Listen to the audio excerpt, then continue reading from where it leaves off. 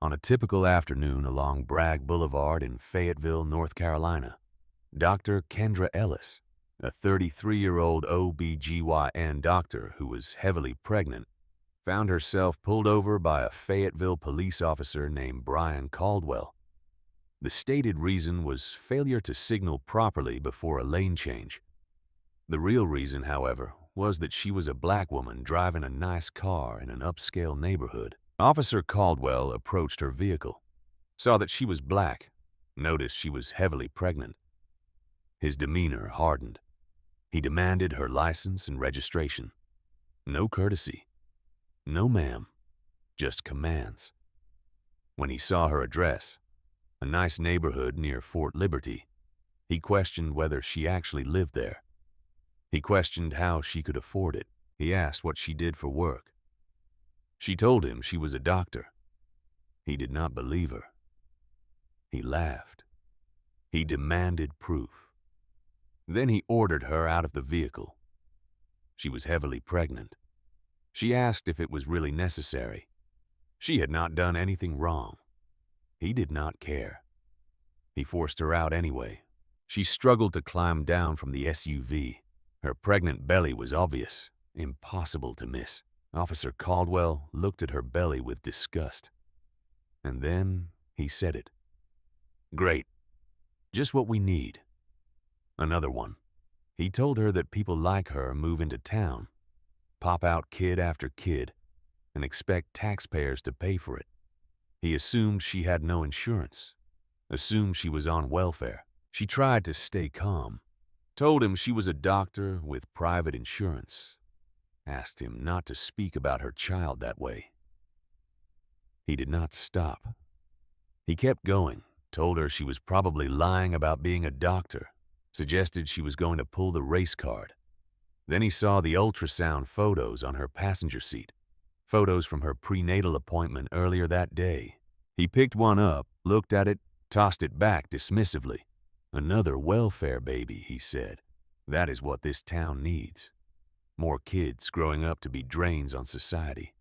A welfare baby." He had just called her unborn son a child she had been carrying. A child she already loved with everything in her. A welfare baby. Dr. Ellis's voice broke. She was trying not to cry, trying to protect her baby from this verbal assault. She pulled out her phone, called her husband, Anthony, her voice shaking. "I have been pulled over. The officer is saying terrible things about me and the baby. I am scared." Her husband asked where she was, told her he was on his way. Stay calm. He was coming. Officer Caldwell laughed when he heard this, mocked her. "Go ahead," he said. "Call your baby daddy, see if I care. Baby daddy, not husband. Baby daddy."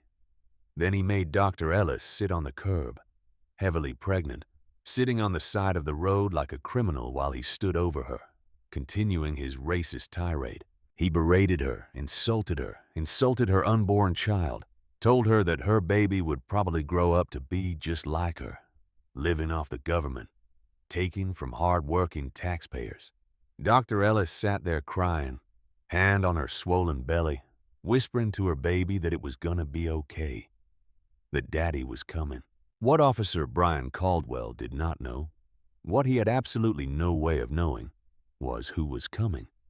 He did not know that the man he had just called baby daddy was General Anthony Ellis, a 4-star general in the United States Army, commander of Fort Liberty, North Carolina, one of the highest-ranking officers in the entire military, in command of thousands of soldiers. The man whose base employed a large portion of this town. The man the mayor answered to. The man who could make one phone call and end careers. And Officer Caldwell had just called his pregnant wife racial slurs. Had just called his unborn son a welfare baby. Had just made his wife cry on the side of the road while insulting the child she was carrying. Caldwell was still standing there, smirking, scrolling on his phone, making Dr. Ellis wait, extending her humiliation, enjoying his power. He had little time left before his entire life changed. Because General Anthony Ellis was about to arrive in full uniform with military police, with witnesses, with recordings of every word Caldwell had just said. And when a four-star general showed up to confront the officer who had racially profiled and verbally assaulted his pregnant wife, that officer did not get to laugh anymore. That officer got to beg. This is the story of what happened next. This is the story of Dr. Kendra Ellis and General Anthony Ellis. This is the story of what happens when a racist cop makes the biggest mistake of his career. Before we get into what happened when the general arrived, consider this story because it is about to show you what real accountability looks like when someone with actual power refuses to let racism slide. Drop a comment and tell me what you would do if this happened to your pregnant wife. This is the story of how one traffic stop changed an entire city's police department. Let us get into it. Let us go back to the beginning. Let us understand exactly what led to this moment. Dr. Kendra Ellis had just left the Army Medical Center on Fort Liberty. Her regular prenatal appointment. Everything looked perfect. Their son, Tyler, they had already picked out the name, was healthy, growing right on schedule. She was driving home in her silver Honda Pilot. Personal vehicle, civilian plates. She wore a comfortable lavender maternity dress, flats, hair pulled back in a simple ponytail. No makeup because she had been working all morning, seeing patients at the local medical center before her own appointment. Her pregnant belly was obvious, impossible to miss. On the passenger seat sat the ultrasound photos. She had been looking at them at a stoplight, smiling, one hand on her belly, feeling Tyler kick, thinking about dinner, whether Anthony would be home soon or stuck in meetings again. Just a normal afternoon, a normal drive home, a peaceful moment in what had been a good day. She was on Bragg Boulevard, heading toward her neighborhood. She changed lanes, signaled, checked her mirror, executed the maneuver smoothly. Standard driving, safe driving, exactly what you were supposed to do. Moments later, blue and red lights flashed behind her. Her first thought was not anger. It was confusion. What did I do? She was not speeding. She had signaled. She was not on her phone. She was just driving home. But Kendra is a black woman. She had lived in America her whole life. She knew that sometimes traffic stops are not about what you did. Sometimes they are about what you look like. She pulled over immediately. No hesitation. Full compliance. Put the car in park. Turned off the engine. Rolled down the window. Placed both hands on the steering wheel where they were visible. Her husband had trained her on this. Anthony, with his years in the military, a black man who had had his own encounters with police, had walked her through the protocol, hands visible, no sudden movements, calm voice, compliance above all, survival tactics. Officer Brian Caldwell emerged from his patrol car, white male in his late 30s, medium build, buzz cut. He walked toward her vehicle slowly, casually, hand hovering near his weapon.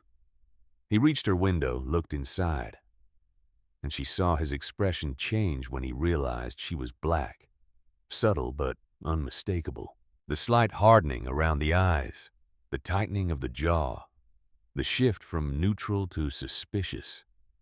Every black person knows that look, has seen it countless times. The moment when you go from person to threat in someone's mind. Caldwell stood at her window, looking down at her. No greeting, no good afternoon, ma'am.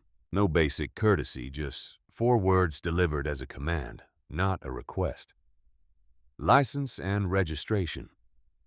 Kendra kept her voice calm, respectful, non-threatening. Officer, may I ask why I was pulled over? His response was immediate and dismissive. I will ask the questions. License and registration. Now. She reached slowly for her purse, narrating her movements the way Anthony had taught her. I am reaching for my purse now. It is on the passenger seat. My license is in my wallet. She retrieved her wallet, handed him her license. My registration is in the glove compartment. I am opening it now. She pulled the registration from the glove box, handed it over. Caldwell examined her license. Read her name, Kendra Elizabeth Ellis. Read her address, an address in one of the nicer neighborhoods in Fayetteville. Large houses, manicured lawns, expensive cars. Near the base, popular with senior military officers. His suspicion deepened. She could see it in his face. Black woman, nice car, expensive neighborhood. The equation did not compute in his worldview. You live at this address, not a question, an interrogation. Yes, sir. How long? Several months. My husband and I moved here recently. He looked at her again, at her Honda Pilot, at the address on her license. His next question was completely inappropriate, bordering on illegal, but he asked it anyway. This your car? Yes, sir. You make the payments? The implication clear. How can you afford this? The assumption that she must have stolen it, borrowed it, that it could not possibly be hers. My husband and I own it outright, she answered, keeping her voice level. Caldwell made a skeptical sound. Uh-huh. Did not believe her, was not even trying to hide his disbelief. What do you do for work? Another inappropriate question. No bearing on the traffic stop, just fishing.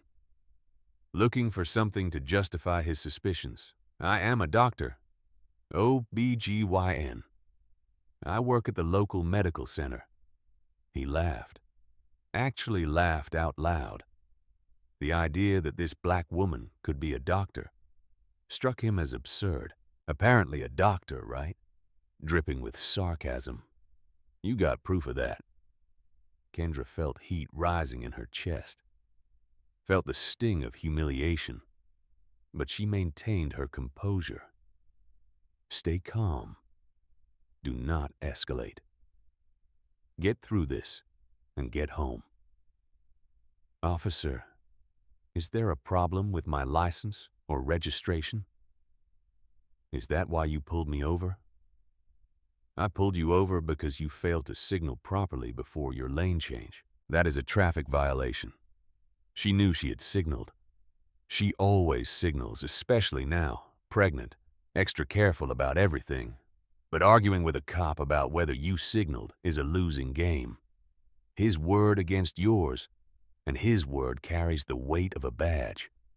Officer, I did signal. I checked my mirror and signaled well before changing lanes. His eyes narrowed. Are you arguing with me? No, sir. I am just telling you what happened. Step out of the vehicle. Her heart sank. This was escalating.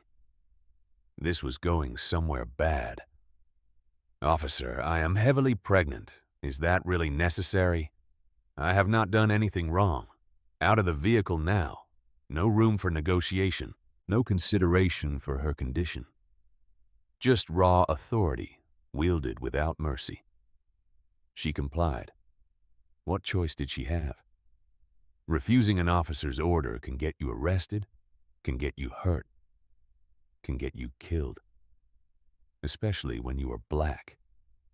She opened the door slowly, carefully. The Honda Pilot sits high off the ground. Getting out while heavily pregnant is a struggle. She held the door frame, maneuvered her legs out, lowered herself carefully, one foot touching ground, then the other. Officer Caldwell stood there watching, did not offer to help, did not steady her, just watched with his arms crossed, expression impassive. She finally got both feet on the pavement, stood upright. Her pregnant belly was now completely visible. The lavender dress fitted over her bump. She looked exactly like what she was, A heavily pregnant woman in the third trimester who should be home resting, not being harassed on the side of a road. Caldwell looked at her belly, and his face showed disgust. Actual disgust, like her pregnancy offended him personally. Great, just what we need. Another one. The words hit her like a physical blow. Another one. Another black baby, another burden. Excuse me. Her voice came out sharper than she intended. You people move into our town, pop out kid after kid, and expect us to pay for it with our taxes. Probably do not even have insurance. Probably on Medicaid, right? You people. The phrase every black person knows. The coded language that means your kind, your race, people who do not belong. Kendra fought to keep her voice steady, her composure intact. Officer, I am a doctor. I have private insurance through my employer. And I would appreciate if you did not speak about my child that way. But Caldwell was not listening, was not interested in facts. He had already decided who she was based on the color of her skin. Your child, he said, making it sound like an accusation. What about your child's father? Where is he? The assumption built into the question. No husband, just a baby daddy. Another racist stereotype.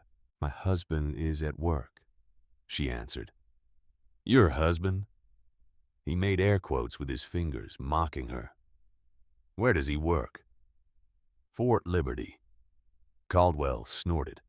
Actual derision. Fort Liberty doing what? Maintenance, cleaning, kitchen work. The automatic assumption, her black husband could not possibly be an officer, could not possibly hold rank, must be low level, must be menial labor. Kendra did not take the bait, did not reveal what her husband actually did, just answered simply. He works on the base.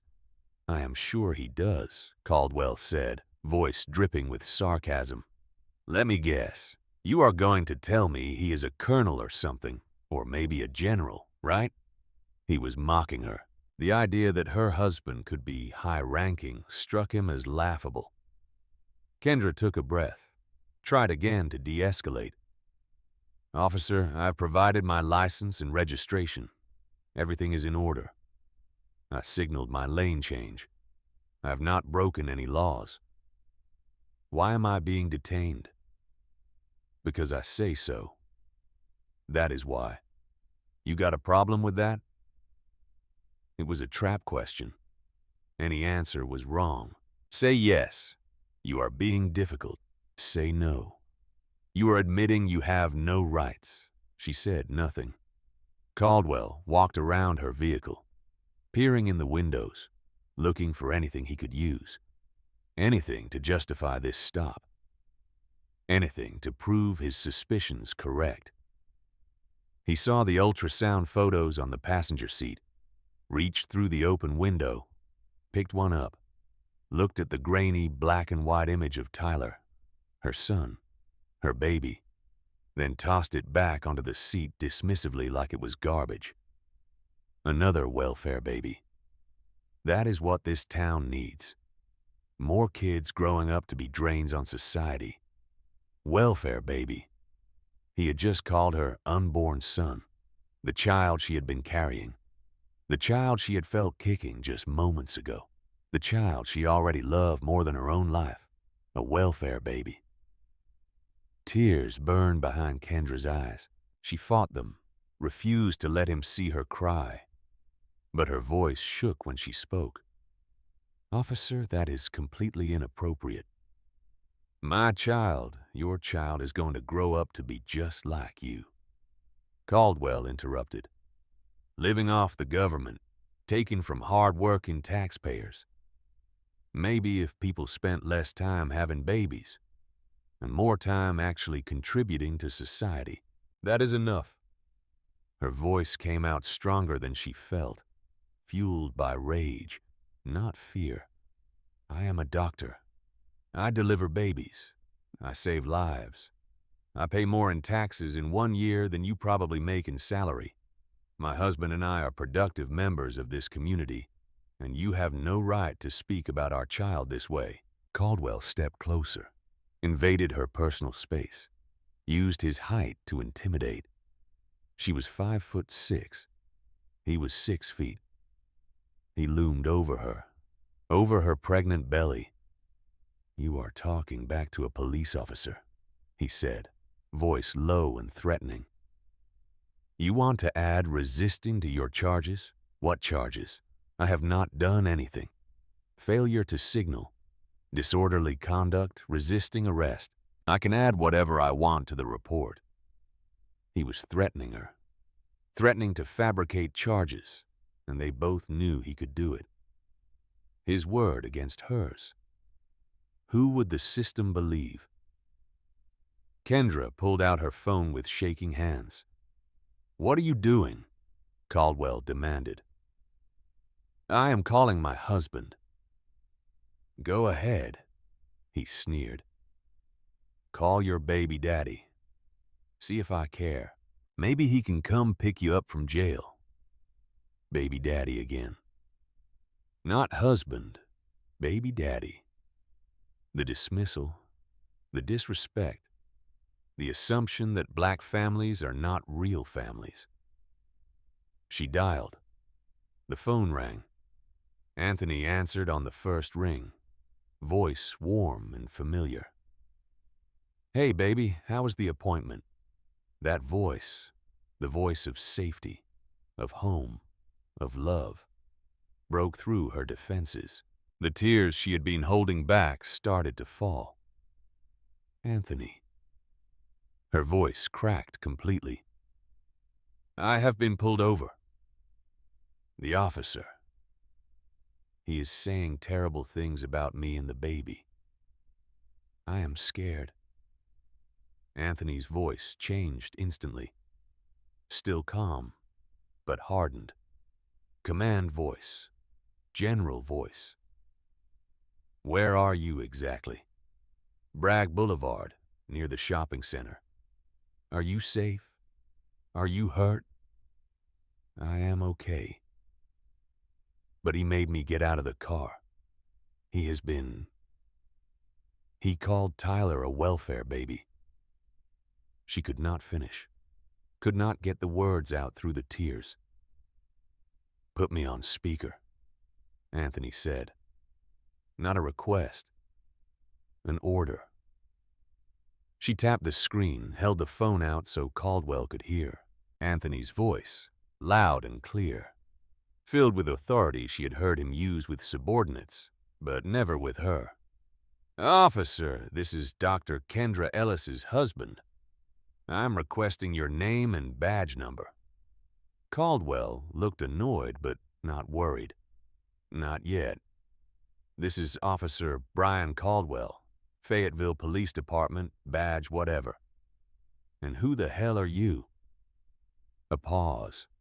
Then Anthony said, voice absolutely calm, absolutely cold, "You will find out soon. I am on my way to your location. Stay exactly where you are." The line went dead. Caldwell laughed. Actually laughed. "Oh, I'm shaking. Your man is coming to rescue you. This ought to be good. What is he gonna do? File a complaint? Call my supervisor?" He leaned against his patrol car, arms crossed, smirking, enjoying this, savoring his power over this pregnant black woman who dared to talk back. "Sit down on the curb," he ordered. "You look tired. Pregnant lady like you should not be standing so long." It sounded like concern. It was not. It was humiliation, making a pregnant woman sit on the ground like a criminal, making her small, making her powerless. Kendra sat, because standing hurt, because her back ached, because Tyler was kicking frantically, probably sensing her stress through hormones and heartbeat. She sat on the concrete curb, both hands on her belly, tears streaming down her face, And Caldwell kept talking, kept twisting the knife. You know what your problem is? You people think you are entitled to everything. Nice houses, nice cars, but you do not want to work for it. Just pop out babies and collect benefits. Your people commit all the crime, then complain when we police you. Maybe if you raised your kids right, we would not have to. That baby you are carrying, what do you think he is going to grow up to be? A doctor like you claim you are? Doubt it. More likely to end up in jail like most of them. Every word a weapon, every sentence an assault. Not physical violence, but violence nonetheless. Kendra stopped responding, just sat there crying, hand on her belly, whispering to Tyler, "It is okay, baby. Daddy is coming. It is going to be okay. I promise. Daddy is coming." It felt like an eternity. Then she heard it. Engines, multiple vehicles coming fast, but controlled. Military precision. Caldwell heard it too. Looked up from his phone where he had been scrolling, making her wait, extending her degradation. 3 vehicles turned onto Bragg Boulevard, moving with purpose. A black SUV with government plates led the convoy. Small flags mounted on the front bumper became visible as it got closer. Behind it, a military police vehicle with Fort Liberty markings. Behind that, another black government SUV. All 3 pulled up behind Caldwell's patrol car, forming a line. Caldwell's smirk faded. "What the hell is this?" Kendra looked up. Relief washed over her face like a physical wave. She knew those flags, knew that SUV, knew exactly who was inside. Anthony was here. The first SUV's door opened and Officer Brian Caldwell got his first look at exactly how catastrophically he had just destroyed his own life. General Anthony Ellis stepped out of the vehicle. He was wearing his Army combat uniform, the standard camouflage. But this was not a casual appearance. His rank insignia was clearly visible. His uniform was crisp. Perfect regulation. This was official. On his chest, a collection of awards that told the story of his career. Combat Infantry Badge, Ranger Tab, Airborne Tab, Special Forces Tab, rows of ribbons representing years of service and sacrifice. Purple Heart, meaning he had been wounded in combat. Bronze Star with V device for valor under fire. Defense Superior Service Medal, Legion of Merit. More decorations than most soldiers see in a lifetime. And on his shoulders, the reason Caldwell's face went pale.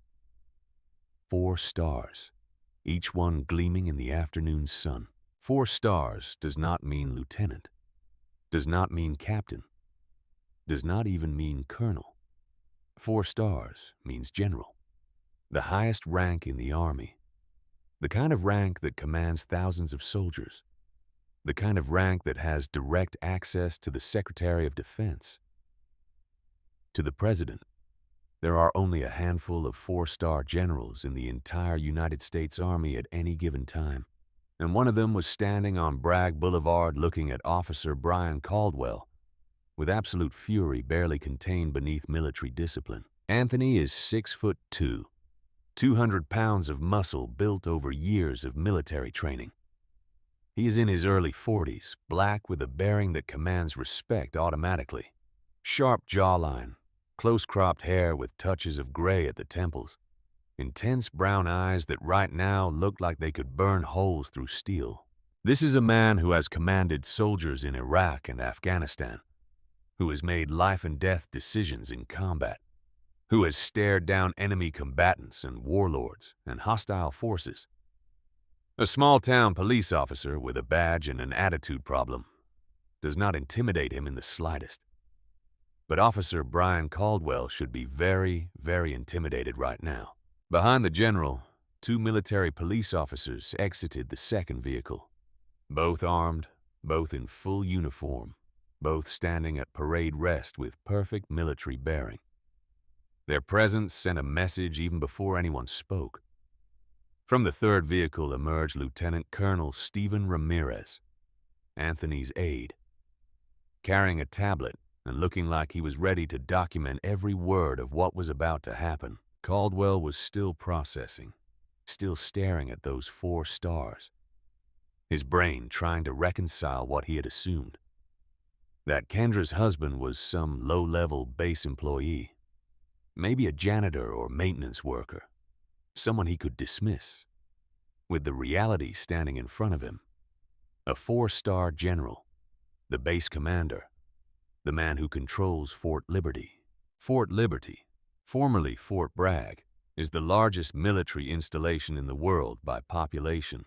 Over tens of thousands of soldiers, multiple divisions, billions of dollars in annual budget. The economic engine that drives this entire region. The man who decides where contracts go, which local businesses get military dollars, where soldiers and their families choose to live off base, whether the base cooperates with local law enforcement or views them as hostile. And Caldwell had just called this man's pregnant wife "you people," had called his unborn son a welfare baby, had made his wife cry on the side of the road while verbally assaulting her. General Ellis walked toward Caldwell, each step deliberate, measured, controlled, boots crunching on gravel, eyes locked on target, the way he would walk toward an enemy position. Except this enemy was already defeated and did not know it yet. He stopped a short distance away, close enough to establish dominance, far enough to remain professional. The physical positioning of a superior officer addressing a subordinate, even though Caldwell technically was not under his command. Seconds of silence, just eye contact. The kind of silence that makes people squirm. The kind of silence that says everything without words. I am in control here, not you, not anymore. Then Anthony spoke quietly, voice like ice over granite. "Officer Caldwell, I am General Anthony Ellis, United States Army, commander of Fort Liberty. That is my wife you have been harassing. Would you care to explain yourself?" Caldwell's mouth opened, closed, opened again. No sound came out. His brain was still trying to process the situation, trying to find an angle, trying to figure out how to salvage this. He finally found his voice. "Sir, I did not know. I mean," she did not say. Anthony held up one hand. Silence. Immediate, complete. The kind of hand gesture that stops a room full of arguing officers mid-sentence. "You did not know." Anthony's voice remained quiet, but the edge got sharper. "You did not know what, officer? That she is a general's wife? That she is a doctor? That she is a human being deserving of basic respect and dignity regardless of who she is married to?" Caldwell started to respond. Anthony cut him off. "Let me be very clear about what I heard. Officer Caldwell, my wife had me on speakerphone. From the moment she called me, I heard the entire conversation. Every word, every insult, every racist comment you made about her, and about our unborn child." He pulled his phone from his pocket, tapped the screen. Audio began to play. Caldwell's own voice recorded. Undeniable. "Another welfare baby. That is what this town needs. More kids growing up to be drains on society." Kendra's voice breaking with emotion. "Officer, that is completely inappropriate." Caldwell's voice cruel and dismissive. "Your child is going to grow up to be just like you, living off the government, taken from hard-working taxpayers." Anthony stopped the recording, put his phone back in his pocket. Let the silence speak for itself. "I recorded everything, officer. From the moment my wife called me in distress. Every word you said, it is preserved with multiple backups. You just committed multiple violations while being recorded, and I have irrefutable digital evidence." Caldwell was pale now, visibly sweating despite the mild temperature. "General, I apologize. I did not realize. You did not realize she was important enough to treat with respect." Anthony stepped closer, not threatening, just presence. Command presence that years in the Army had perfected. "You did not realize that calling a black woman's child a welfare baby is racist, dehumanizing, and completely reprehensible." Caldwell opened his mouth.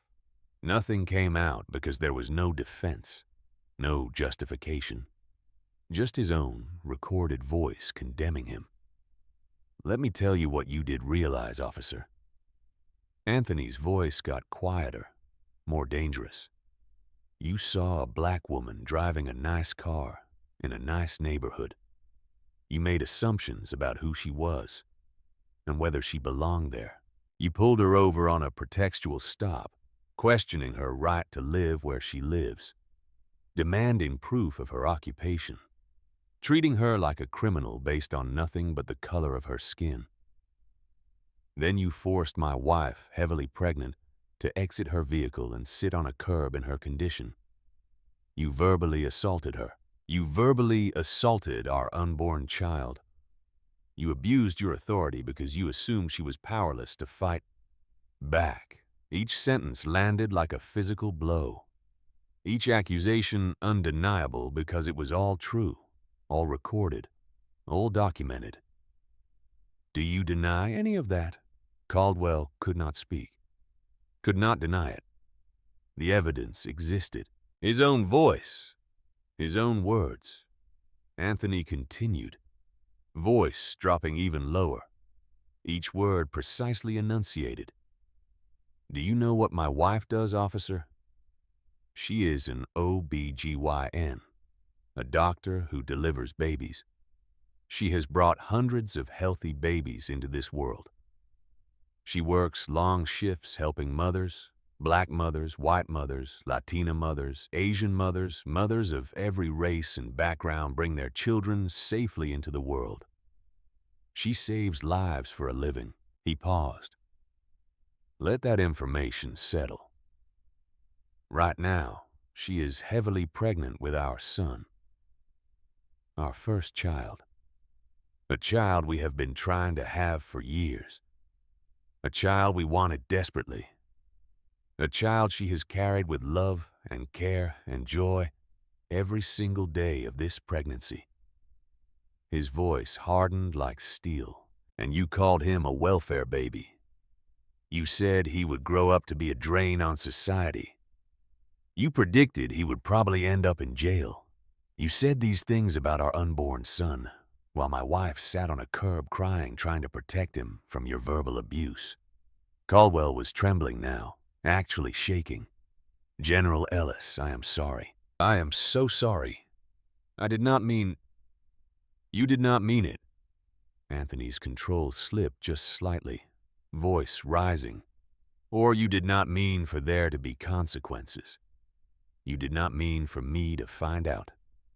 You did not mean for anyone who could hold you accountable to be listening." No answer, because they both knew the truth. Anthony pulled out his phone again, started making calls on speaker, making sure Caldwell heard every word. "First call." He dialed. Phone rang. "Mayor Thompson's office. This is General Ellis from Fort Liberty. I need to speak with Mayor Thompson immediately. It is urgent." Brief hold. Then a woman's voice. "General Ellis, this is Mayor Thompson. How can I help you?"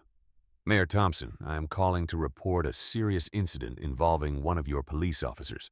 I am standing on Bragg Boulevard right now with Officer Brian Caldwell, who just engaged in racial profiling and harassment of my pregnant wife." The mayor's voice changed instantly. Professional concern. "I am very sorry to hear that, General. Can you tell me what happened?" Officer Caldwell pulled over my wife, Dr. Kendra Ellis, on a pretextual traffic stop. When he discovered she lived in an upscale neighborhood, he questioned whether she could afford to live there. He demanded proof that she is a doctor. He forced her, heavily pregnant, to exit her vehicle and sit on a curb. Then he proceeded to make racist comments about her and our unborn child, specifically calling our son a welfare baby and predicting he would grow up to be a drain on society. I have audio recordings of the entire incident. Silence on the other end. Then, General Ellis, I'm absolutely horrified. Is your wife all right? She is traumatized. She has been crying, but physically she is safe. Yes. I will have Police Chief Donnelly contact you immediately. I will be contacting Chief Donnelly myself, Mayor Thompson. I'm also filing formal complaints with the North Carolina State Bureau of Investigation, the FBI Civil Rights Division, and the Department of Justice. I will be providing my recordings to all relevant authorities and pursuing both criminal charges and a federal civil rights lawsuit. A pause, then carefully. General, please understand that we take these allegations very seriously. I hope you do, Mayor Thompson, because Fort Liberty employs tens of thousands of people in this region. We generate billions in economic impact annually for the local county. We award hundreds of millions in contracts to local Fayetteville businesses. We house thousands of military families in off-base rental properties and homes throughout your community. He paused. Let that sink in. I would hate for my soldiers and their families to feel unwelcome in Fayetteville. I would hate to have to recommend they seek housing in other communities. I would hate to reconsider which local vendors and contractors receive preferential consideration for base contracts. The threat was clear, polite, professional, but absolutely unambiguous. The mayor understood perfectly. General Ellis, you have my personal guarantee that this will be investigated thoroughly and appropriate action will be taken. I will expect Officer Caldwell to be suspended immediately, pending a full investigation. Suspended at minimum. Mayor Thompson, I will expect a call from you updating me on his status. If I do not receive that call, my next call will be to the governor's office. You will have it, sir. I am deeply sorry this happened to your wife. So am I, Mayor. So am I. Anthony ended the call. Immediately dialed another number. Fayetteville Police Department. This is General Anthony Ellis, commander of Fort Liberty. I need to speak with Chief Donnelly immediately. It is regarding one of his officers. One moment, sir. Brief hold. Then a man's voice, wary. This is Chief Donnelly. General Ellis. What can I do for you, Chief Donnelly? I am standing on Bragg Boulevard with one of your officers, Brian Caldwell, who just racially profiled and harassed my pregnant wife. I have detailed audio recordings of him making racist comments about her and our unborn child. I have already notified the mayor. I am notifying you now that I am filing formal complaints with state and federal authorities, and I expect immediate action from your department. Anthony went through the details again. Same facts, same evidence, same expectations. Chief Donnelly's voice sounded genuinely distressed. General, I am appalled. I will personally ensure this is handled appropriately. Officer Caldwell will be suspended immediately, and I will have Internal Affairs begin an investigation today. See that you do, Chief. Because if your internal process does not result in appropriate accountability, I will make certain federal authorities handle it, and I will make certain everyone knows that Fayetteville Police Department harbors officers who racially profile and verbally abuse pregnant women. That will not be necessary, General. You have my word. I will hold you to it. Third call. This one to the FBI field office in Charlotte. Anthony identified himself, reported a civil rights violation, provided details. They promised to open an investigation immediately. Caldwell watched all of this happen. Watched his career evaporate in real time. Watched a 4-star general systematically destroy him with nothing but phone calls and evidence. The general was not yelling, was not threatening violence, was not even raising his voice. He was being methodical, professional, building a documented case with multiple agencies, creating a paper trail that could not be swept under the rug or dismissed. This was not going away. This was not going to be handled with an internal slap on the wrist. This was federal. This was serious. This was life-destroying. "General, please." Caldwell's voice cracked. "Please, I have a family. I have kids. I need this job. I will apologize to your wife right now. I will do anything. Just please do not destroy my career over this." Anthony looked at him with something close to contempt. "You have a family. So does my wife. So do I. And you showed us no consideration, no compassion, no basic human decency. You did not think about my wife's feelings when you called our son a welfare baby. You did not think about consequences when you were abusing your power. I know. I know. I was wrong. I am sorry. You are sorry you got caught. You are sorry you insulted a general's wife instead of someone with less power. But if my wife had been someone else, someone without my rank and my connections, you would not be sorry at all. You would have written your false report, maybe arrested her on fabricated charges and laughed about it later." Caldwell could not deny it. They both knew it was true. Anthony walked past him, went to Kendra, who was still sitting on the curb, tears on her face, both hands protectively on her belly. He knelt down beside her, ignoring the dirt on his uniform, and took her hands gently in his. "Baby, I am here. You are safe now. Are you okay? Is Tyler okay?" Kendra nodded, could not speak yet, just crying with relief. "Can you stand? Let me help you up." He helped her to her feet carefully, mindful of her pregnant belly, then wrapped his arms around her, let her cry into his chest while he held her, one hand on the back of her head, the other on her back. "I have got you. You are safe. He cannot hurt you anymore." To the military police officers, he said, "Please escort Dr. Ellis to her vehicle. Make sure she is comfortable. Get her some water." The MPs moved immediately. One retrieved a bottle of water from their vehicle. The other helped Kendra to her Honda, opened the door for her, adjusted her seat, made sure she was settled. Anthony stayed with Caldwell. "You are going to stand right here, officer, until your supervisor arrives. You are not leaving. You are not calling anyone. You are not deleting anything from your body camera, which I assume you are wearing and which I will be subpoenaing through official channels. You are going to stand here and think very carefully about the choices you made today and the consequences you are about to face." Caldwell nodded mutely, did not move, did not argue.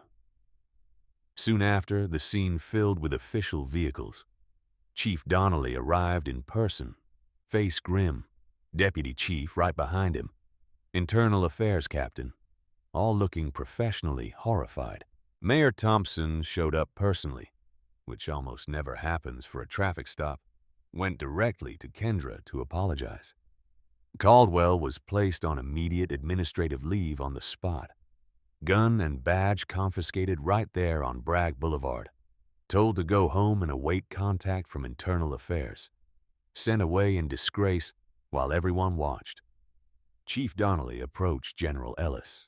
"General, I give you my personal word that we will investigate this thoroughly and completely. Officer Caldwell will face the full consequences of his actions." Anthony's voice was still wrapped in professionalism. "See that he does, Chief. Because if your internal process does not result in appropriate accountability, I will ensure federal authorities handle it. And I will make certain the media knows that Fayetteville Police Department protected an officer who racially profiled and verbally abused a pregnant doctor. The message was received loud and clear. As the officials cleared out, as the afternoon continued, Anthony sat in Kendra's car with her, held her hand, let her cry, waited until she was ready to drive home. "I have never felt so powerless," she whispered. "I did everything right. I was respectful. I complied with everything he said. And he still treated me like I was nothing, like I was trash, like our baby was trash." Anthony squeezed her hand. "You are not nothing. You are everything. And Tyler is everything. And that officer is going to pay for what he did. I promise you that. Will he really? Or will the system protect him like it always does?" "Not this time," Anthony said quietly. "Not this time. I'm going to make sure of it." And he did. That evening, Kendra and Anthony were home in their house on Oak Ridge Drive, a beautiful 4-bedroom colonial they had purchased when Anthony took command of the base. Kendra lay on the couch, exhausted, emotionally drained. Anthony sat beside her with his hand on her belly, feeling Tyler kick, trying to soothe both his wife and his son through his presence alone. She had stopped crying, but the trauma remained visible in her eyes, audible in her voice. "I keep replaying it," she said quietly. "Every word he said, every look on his face, the disgust when he looked at my belly, like Tyler was something dirty, something wrong." Anthony's jaw tightened. "I know, but we are going to make sure he faces consequences. Real consequences. This is not over." And he meant it. In the days that followed, Anthony did not just file complaints. He waged a systematic campaign with military precision, strategic planning, overwhelming force, every tool at his disposal deployed with maximum efficiency. Anthony provided the complete audio recording to several different agencies. Fayetteville Police Internal Affairs received it first, along with a formal complaint and a timeline of events. The North Carolina State Bureau of Investigation got the same package. The FBI Civil Rights Division received it along with a request for federal investigation under Title 18, Section 242 of the U.S. Code regarding deprivation of rights under color of law. The Department of Justice Civil Rights Office got a copy. The North Carolina Attorney General's Office received one, and the ACLU of North Carolina received the recording, along with a detailed account of what happened with Kendra's permission to use it for advocacy purposes. Each recording was preserved with precise details, crystal clear audio. Caldwell's voice saying "welfare baby" captured perfectly. His voice saying "you people undeniable." His voice predicting Tyler would end up in jail, preserved forever. Undeniable evidence, indefensible conduct, all documented with military thoroughness. Anthony also formally requested Officer Caldwell's body camera footage through official legal channels. North Carolina law requires police departments to preserve body camera footage when a formal complaint is filed. The department had no choice but to comply. When the footage was reviewed, it showed everything. Caldwell pulling Kendra over. His hostile demeanor from the first moment, forcing a visibly pregnant woman out of her vehicle despite her condition, making her sit on a curb. Every racist comment captured on his own department-issued camera. Visual evidence corroborating the audio evidence. Multiple angles of the same undeniable truth. The case was airtight, prosecutable, indefensible. But Anthony did not stop with just this incident. He pushed for more. The FBI did not just investigate what happened to Kendra. They dug into Caldwell's entire career. Every traffic stop over his years on the force, every arrest, every complaint, every use of force report, looking for patterns, and they found them. Brian Caldwell had dozens of citizen complaints over his career. Dozens. The average police officer receives very few complaints over an entire career. This number was astronomical. It screamed problem officer. But the breakdown was even more damning. Of those complaints, the vast majority involved people of color, black motorists, Latino drivers, Asian families. Only a few involved white citizens. And when investigators looked deeper, those few cases all involved white people who were either defending people of color or were in vehicles with people of color. Caldwell did not harass white people unless they were connected to minorities. The pattern was undeniable. FBI analysts dug deeper into the data. They found that over his career, Caldwell pulled over black motorists at much higher rates than white motorists, even controlling for time of day, location, and alleged traffic violations. The majority of his pretextual stops, the minor infractions like failure to signal or broken taillights, targeted minority drivers. He had used physical force several times in his career. All those incidents involved people of color. Not one use of force against a white person. Several formal excessive force complaints had been filed against him over the years. All were dismissed by internal affairs as unsubstantiated or justified. All involved black or Latino individuals. Numerous complaints specifically mentioned racist language, slurs, or derogatory comments about race. All were dismissed by internal affairs with the conclusion that the allegations could not be proven. But now, with Kendra's audio recording, the FBI had proof that those complainants were probably telling the truth. If Caldwell spoke this way to a pregnant doctor, how did he speak to people with less power? The pattern was not just clear, it was overwhelming. Brian Caldwell was a racist who had used his badge as a weapon for years, and the Fayetteville Police Department had protected him, complaint after complaint, year after year. The FBI expanded their investigation beyond Caldwell. Were other officers engaged in similar conduct? Was this a department-wide culture problem? Was internal affairs covering up complaints to protect officers? Several other Fayetteville officers were identified with similar patterns, not as egregious as Caldwell, but concerning enough to warrant investigation. The entire department came under federal scrutiny. The local district attorney was under enormous pressure. The state attorney general called personally. The FBI delivered their preliminary findings. The media was starting to pick up the story. The DA made a decision. Criminal charges would be filed. Count 1 under federal law, Title 18, Section 242, deprivation of rights under color of law. Caldwell used his authority as a police officer to violate Kendra's constitutional rights through racial profiling and harassment, federal felony, carrying up to years in prison. Count 2 under North Carolina state law, making false statements. Caldwell wrote in his incident report that Kendra was argumentative and non-compliant. Body camera footage proved this was a lie. She was calm and compliant throughout the encounter.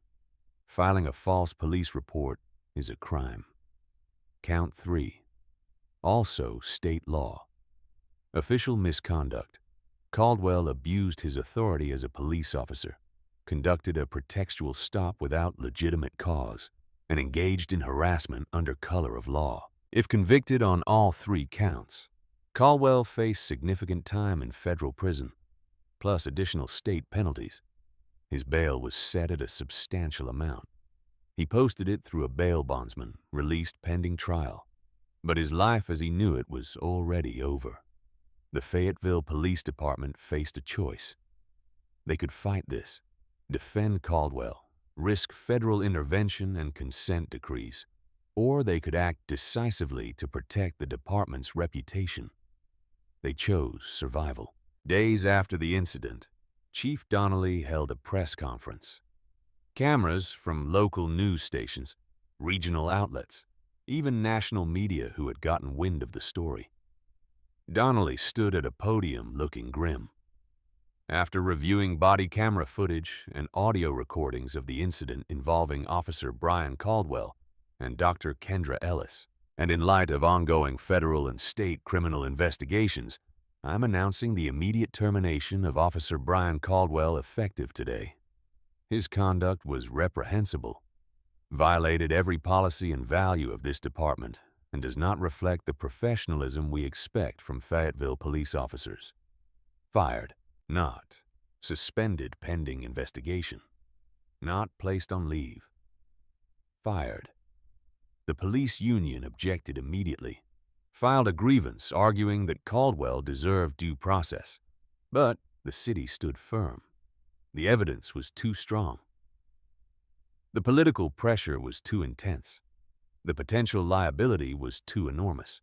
Caldwell was also decertified by the North Carolina Criminal Justice Training and Standards Commission. This meant his law enforcement certification was permanently revoked. He could never work as a police officer anywhere in North Carolina again. His career in law enforcement was finished permanently. The story went national. CNN ran a segment. Pregnant doctor racially profiled by police. Husband is 4-star general. MSNBC covered it extensively.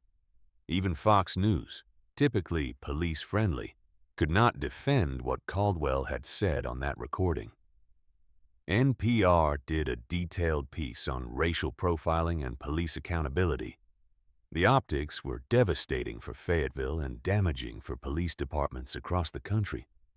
Trying to rebuild community trust. Here was a pregnant black woman, a doctor, a person of clear accomplishment and respectability, married to a decorated 4-star general. Irrefutable audio and video evidence. Federal charges filed. This was not a disputed case. This was not a question of perspective. This was caught on tape. Undeniable. Indefensible. Protests began in Fayetteville, organized by the local NAACP chapter, not violent, but sustained. Hundreds of people marching from City Hall to the police station, signs reading, "Black Lives Matter." End racist policing. Justice for Dr. Ellis. Anthony and Kendra did not participate publicly. Anthony's position as a military commander made overt political activity complicated. But they released a carefully worded statement through an attorney. We appreciate the tremendous outpouring of support from our community and from people across the country. This incident highlights the ongoing systemic problem of racial profiling in American law enforcement. We hope this leads to meaningful, lasting change, not just in Fayetteville, but in police departments nationwide. No one, regardless of their profession, or their spouse's rank or their economic status, should be subjected to racist harassment by officers sworn to protect and serve all citizens equally. Soon after the incident, Kendra filed a federal civil rights lawsuit in the United States District Court for the Eastern District of North Carolina. The complaint named Officer Brian Caldwell individually, the city of Fayetteville, the Fayetteville Police Department, and Police Chief Donnelly in his official capacity for failure to properly supervise and train officers. The legal claims were comprehensive. Violation of Fourth Amendment rights through unlawful seizure based on racial profiling. Violation of 14th Amendment equal protection rights through discriminatory enforcement. Intentional infliction of emotional distress. Negligent hiring, training, and supervision of Officer Caldwell. Municipal liability for maintaining policies and customs that permitted racial profiling. Damages were listed as to be determined by a jury, but similar cases had resulted in verdicts ranging from hundreds of thousands to multiple millions of dollars. The city's attorneys contacted Kendra's legal team seeking to discuss settlement. They knew what would happen at trial. A jury would see a pregnant doctor, hear that audio recording, watch that body camera footage, and award massive damages. The city could not win. They could only minimize the damage, but Kendra's attorney, a prominent civil rights lawyer from Raleigh with a track record of winning police misconduct cases, had specific demands that went beyond just money.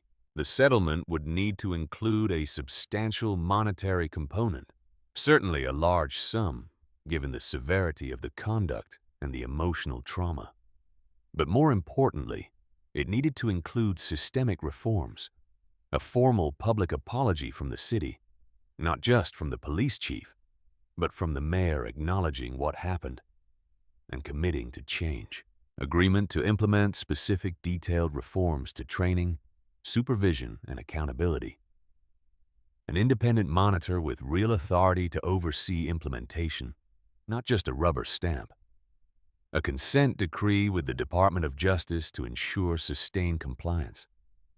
The city balked at some demands initially, but they knew they had no leverage. Settle on these terms, or go to trial and lose spectacularly while spending hundreds of thousands on legal fees. Negotiations continued. Meanwhile, the FBI investigation concluded what community members already knew. Fayetteville Police Department had a pattern and practice of racial profiling that went beyond just Brian Caldwell. The Department of Justice reviewed the FBI findings and made Fayetteville an offer they could not refuse. Option 1. Fight us in federal court. We will file a lawsuit under 42 U.S.C. Section 1414 alleging a pattern and practice of constitutional violations. We will win because the evidence is overwhelming. A federal judge will impose a consent decree with terms you do not get to negotiate, oversight you cannot avoid, and costs you cannot control. Option 2. Agree to a consent decree now. Work with us to implement reforms. Avoid the expense, embarrassment, and uncertainty of litigation. The city chose option 2, survival over pride.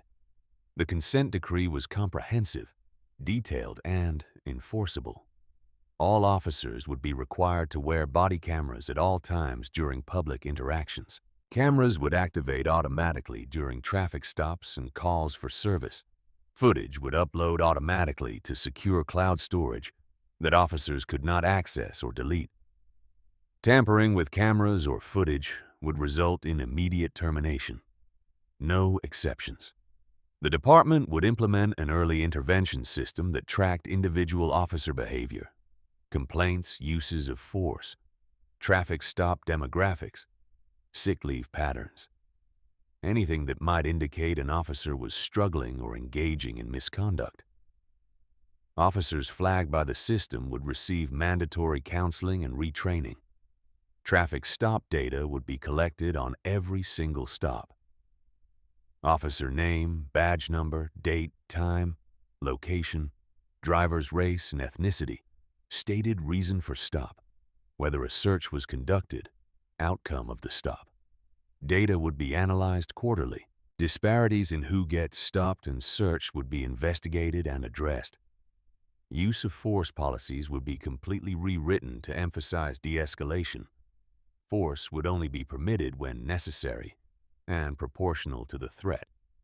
Every use of force would be reviewed by an independent board that included community members, not just police supervisors. A community oversight board would be created with real power.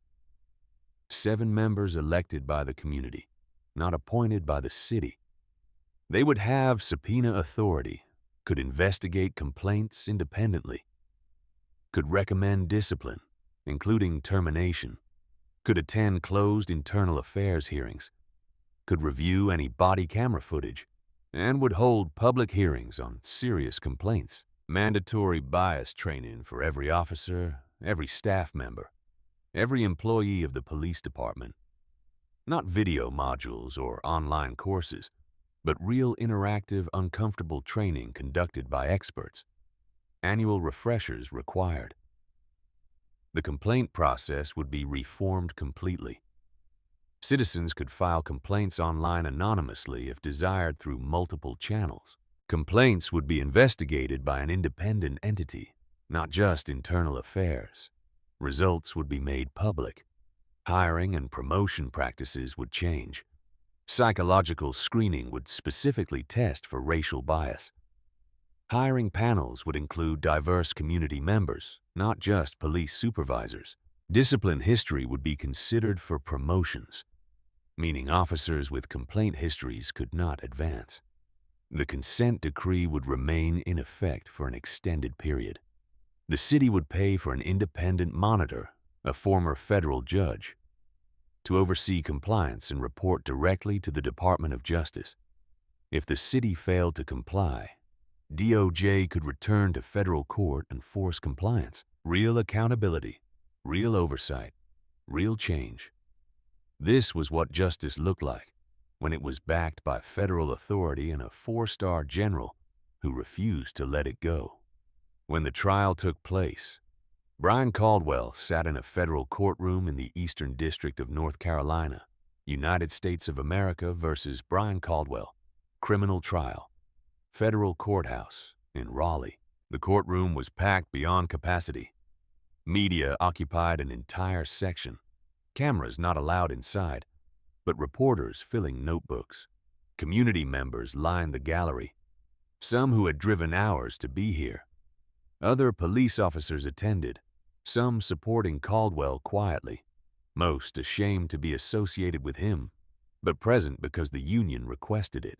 Civil rights advocates sat in the front rows. Anthony and Kendra Ellis sat in the first row behind the prosecution table. Kendra was heavily pregnant now, but she had insisted on being there. This mattered. This testimony mattered. The prosecution's case was methodical and devastating. They began with the audio recording. The courtroom fell silent as Caldwell's voice filled the space. Every racist word, every insulting comment, every moment of cruelty toward a pregnant woman. The jury listened with expressions ranging from shock to disgust to anger. The jury was diverse. They heard Caldwell call an unborn baby a welfare baby, heard him say the child would grow up to be a drain on society, heard him predict jail. One juror, a white woman in her 60s, had visible tears running down her face by the time the recording ended. The prosecution played the body camera footage next. Visual confirmation of everything in the audio. Kendra being forced out of her vehicle, struggling because of her pregnancy, sitting on the curb crying while Caldwell stood over her.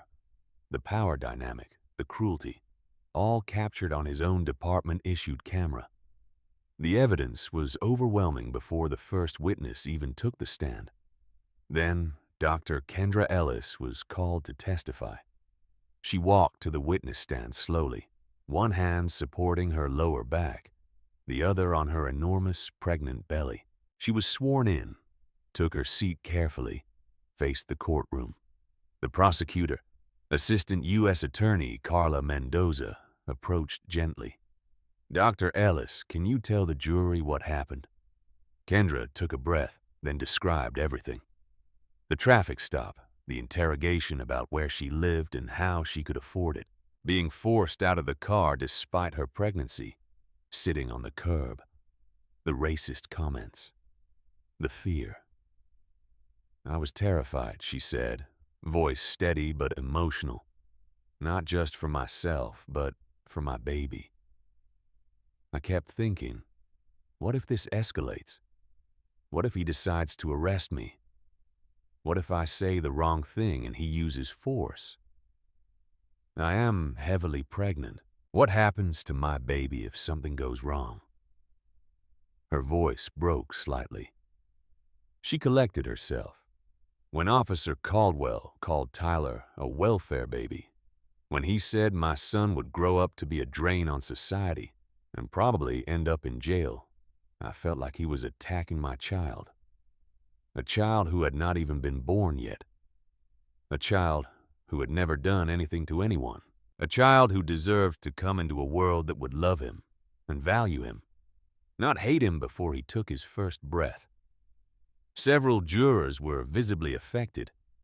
One was dabbing her eyes with tissue.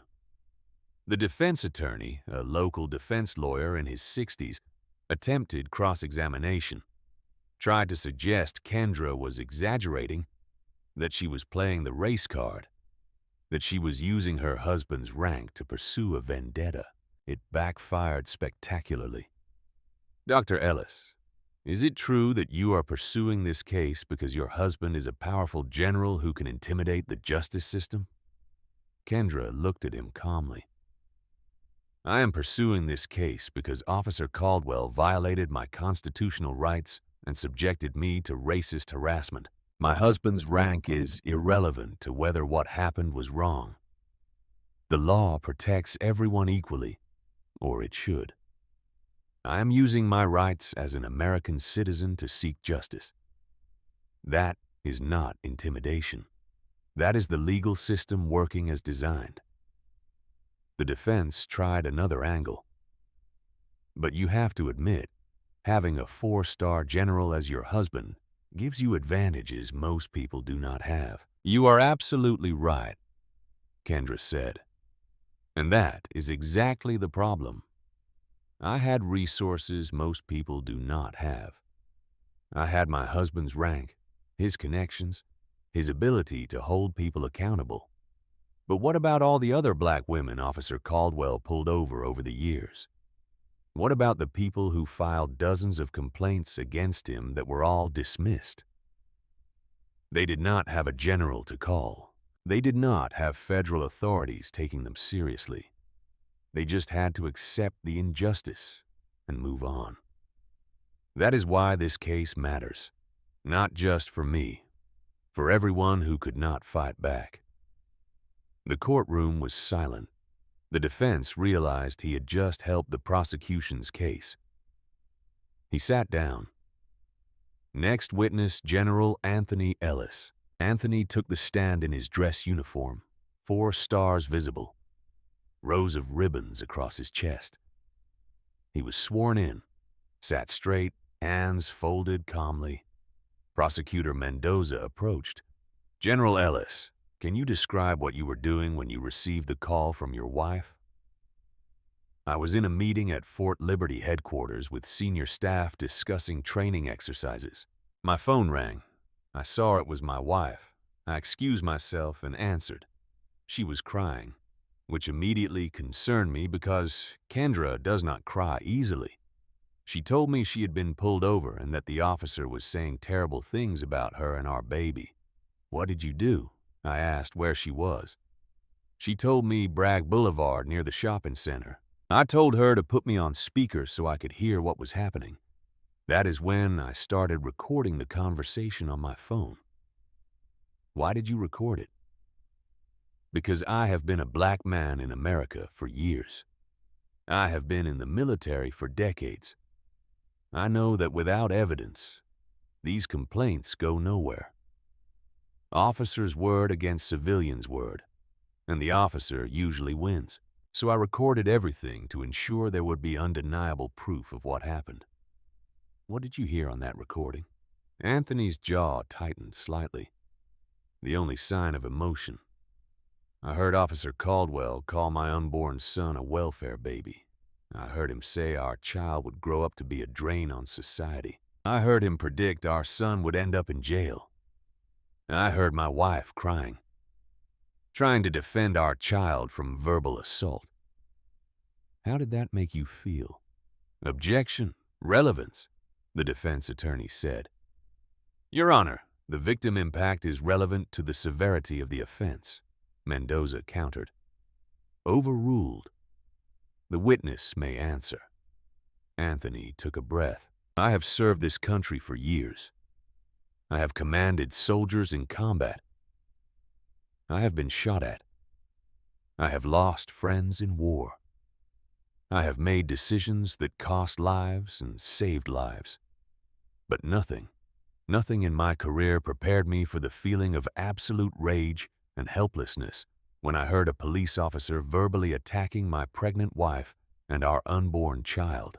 I felt furious that this was happening, helpless that I was not there to protect her, and determined to make absolutely certain there were consequences.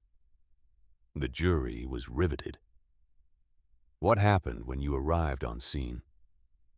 I immediately identified myself as Dr. Ellis's husband and as the commander of Fort Liberty.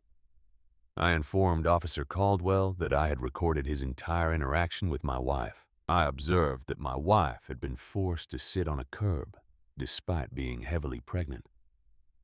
I made calls to the mayor, the police chief, and federal authorities to report the incident and ensure it would be properly investigated. Why did you call the mayor and the police chief?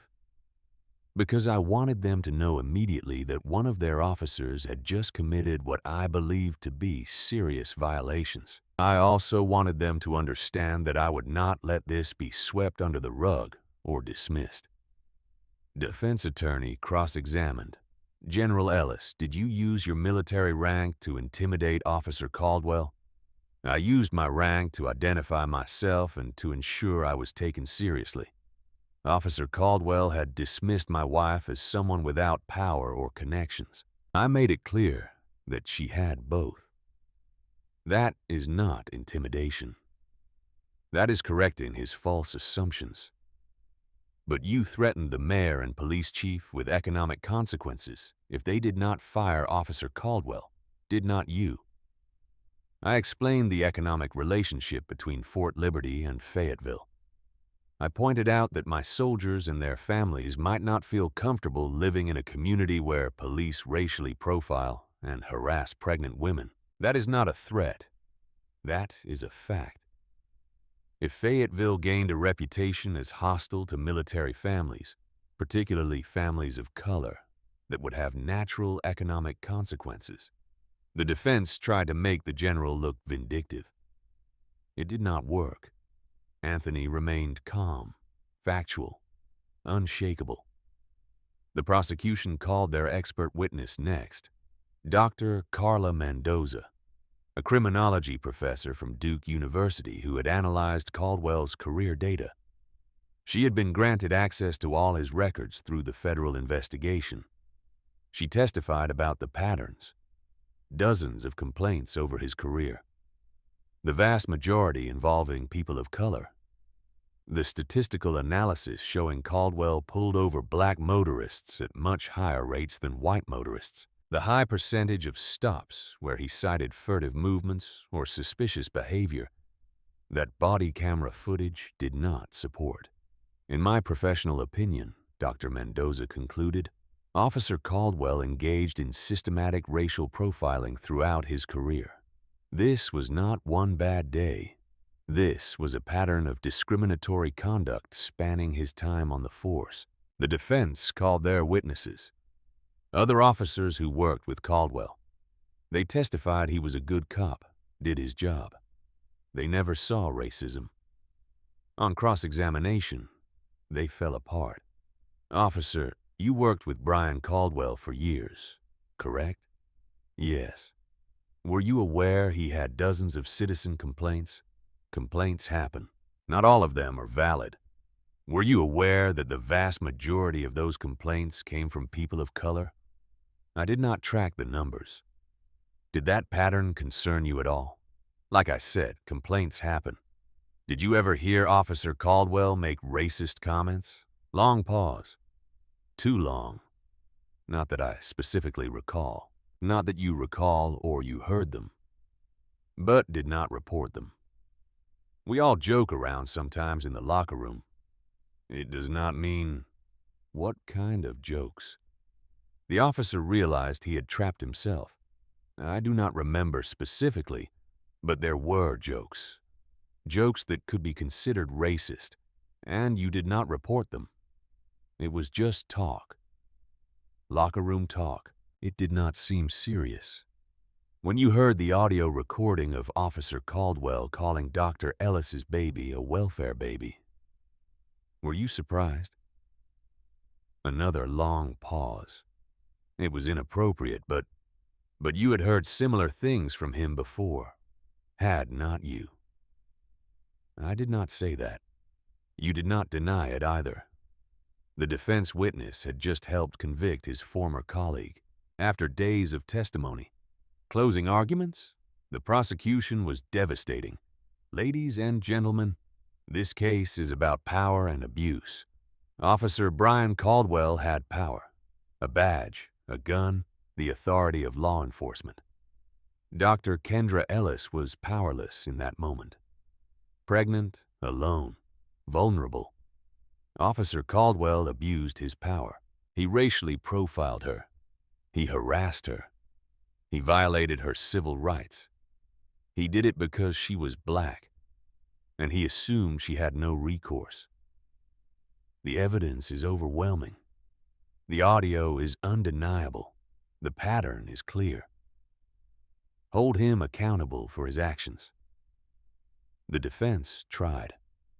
My client made mistakes. He used poor judgment. He said things he should not have said.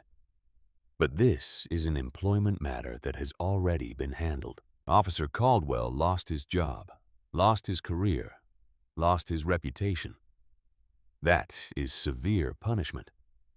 Do not compound it by sending him to federal prison for words, for one bad interaction. But the argument rang hollow. This was not one bad day. The jury had heard about the dozens of complaints, the pattern, the time of misconduct. The jury deliberated for hours. They returned with their verdict.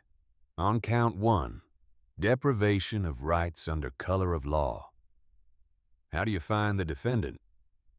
The jury foreperson, a black man in his 50s, stood. Guilty. On count 2, making false statements. How do you find the defendant? Guilty on count 3, official misconduct. How do you find the defendant? Guilty. Guilty on all counts. Brian Caldwell dropped his head into his hands. His wife in the gallery started crying. Sentencing was scheduled for weeks later.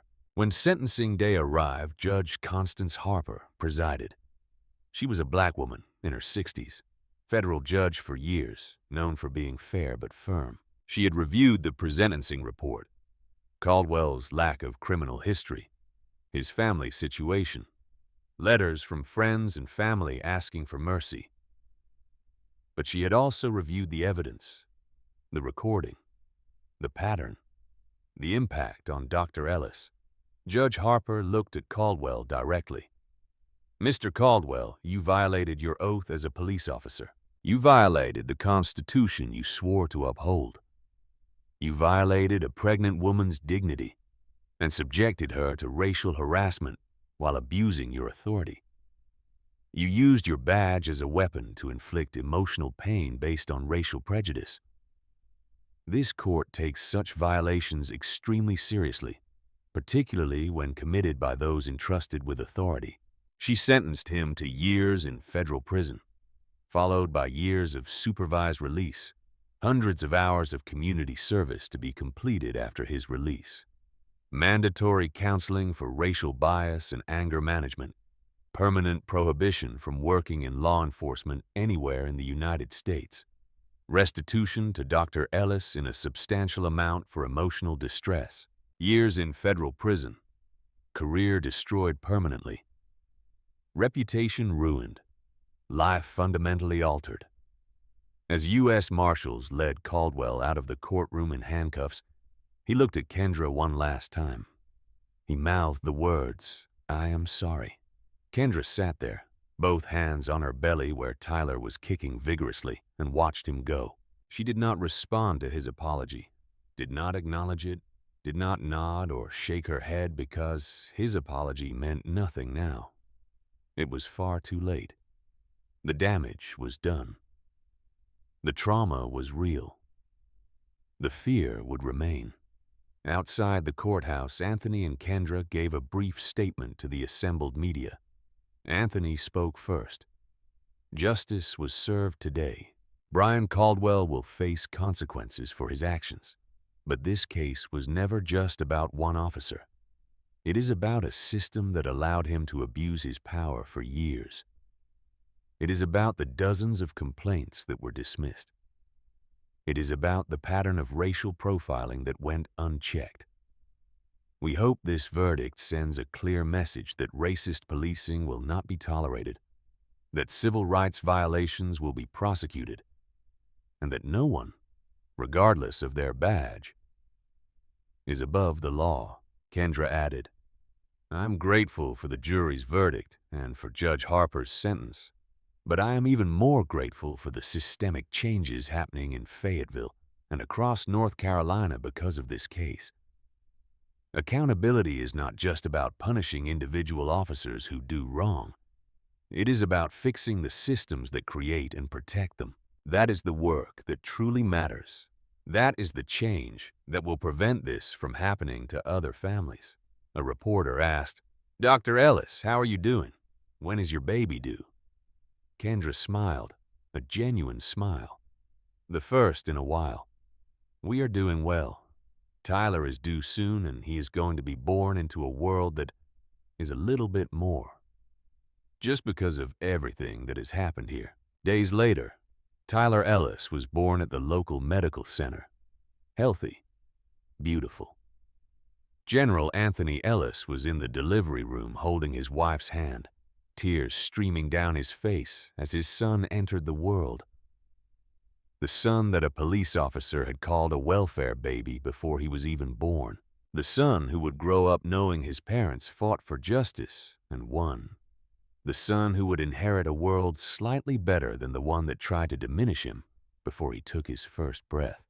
Months after Brian Caldwell was sentenced to federal prison, Fayetteville looked fundamentally different. Not physically, the buildings were the same. The streets had not changed, but the systems, the culture, the accountability mechanisms, everything about how police operated had been transformed. The federal consent decree was not just words on paper. It was real change. Actively implemented, rigorously monitored, strictly enforced. Every single Fayetteville police officer now wore a body camera that activated automatically during any public interaction. The cameras were sophisticated, tamper-proof, connected directly to secure cloud storage that officers could not access or manipulate. If an officer turned off their camera during a traffic stop or a call for service, that was automatic grounds for suspension. A second offense meant termination. No exceptions, no excuses. The policy was strict because it had to be. In the period following the new system, citizen complaints dropped significantly. Not because misconduct disappeared overnight, but because officers knew they were being recorded. Behavior changes when accountability is real and unavoidable. The department implemented a comprehensive early intervention system that tracked every aspect of officer behavior. The system monitored complaints from citizens, uses of force regardless of severity, traffic stop demographics, sick leave patterns, anything that might indicate an officer was struggling or engaging in problematic conduct. When an officer was flagged by the system, it triggered mandatory intervention, counseling sessions with a psychologist, additional training, closer supervision. The goal was not punishment, but prevention, catching problems before they escalated into serious misconduct. Every traffic stop was now meticulously documented in a centralized database. Officer name, badge number, date, time, precise location, driver's race and ethnicity, stated reason for the stop, whether a search was conducted, outcome of the interaction. Every single data point recorded, every single stop tracked. The data was analyzed regularly by independent statisticians who had no connection to the police department. They looked for patterns, disparities, any indication that officers were targeting certain communities. The report revealed what community members had known for years, but could not prove.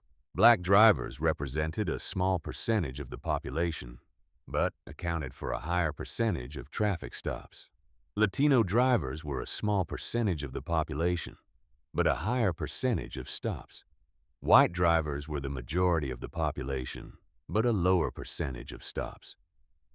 The disparities were stark, undeniable, publicly reported. The independent monitor, a former federal judge, issued a formal finding. These disparities strongly suggest ongoing racial profiling within the Fayetteville Police Department. Immediate corrective action is required.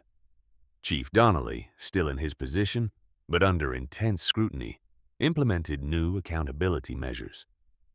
Supervisors began reviewing all traffic stops on a regular basis, looking specifically for officers whose stops showed racial disparities. Officers flagged for disparities received mandatory retraining on constitutional policing and implicit bias. If an officer showed disparities even after retraining, they were reassigned to duties that did not involve traffic enforcement. If patterns continued after reassignment, termination became the next step. The consequences were real. The disparities began to shrink, not eliminated entirely, but measurably improving. Black drivers' share of stops decreased. Latino drivers' share dropped. The gap was closing. Progress. Real, quantifiable, documented progress. Fayetteville created a Citizens Police Review Board with actual authority, not just advisory power. 7 community members elected directly by residents, not appointed by politicians. The board had subpoena authority, meaning they could compel testimony and documents. They could investigate complaints independently without relying on police internal affairs. They could recommend discipline, including termination, and their recommendations carried significant weight. They could attend closed internal affairs hearings to ensure transparency. They could review any body camera footage from any incident. They held public hearings on all serious complaints, forcing transparency and accountability. The first chair of the board was a longtime black pastor who had led the local NAACP for years. He did not trust police, made no secret of it, and would not be intimidated by badges or union pressure.